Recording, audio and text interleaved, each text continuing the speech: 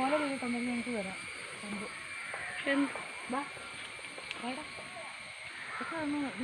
ചേട്ടാ പ്ലീസ്.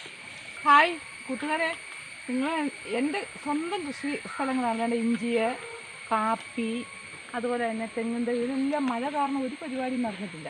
അതുകൊണ്ട് ഇച്ചിരി പണി.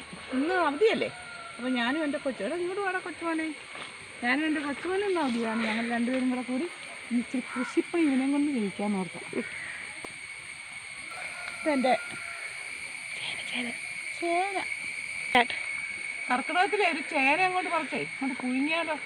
ചേന തിന്നിട്ട് കർക്കിടകത്തിൽ തന്നെ. അപ്പോഴൊന്ന് ഒരെണ്ണം എടുത്തങ്ങ് പുഴുങ്ങിയാലോ നടത്തത്. ഇതങ്ങ് പറിച്ചേക്കാം അല്ലെങ്കിലേ. അപ്പം നമുക്കങ്ങോട്ട് പറിച്ചാലോ. ഓക്കെ. ആ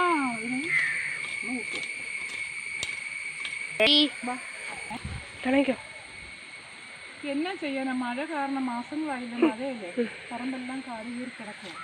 ഞാനാണെങ്കിൽ എന്ത് ചെയ്യാനാ, പണിക്കാരെ കിട്ടുമോ? മഴയ്ക്ക് എന്ത് പണിയാനാ?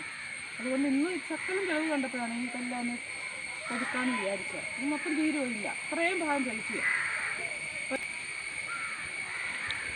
ഇതുണ്ടല്ലേ കരിയാപ്പ.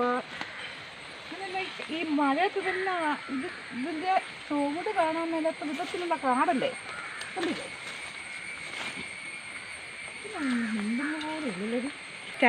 ഞാൻ എൻ്റെ അച്ഛമ്മയുടെ മൂത്ത മോൻ്റെ മോനാണ്. ഞാൻ മാധവ് മനോജ്.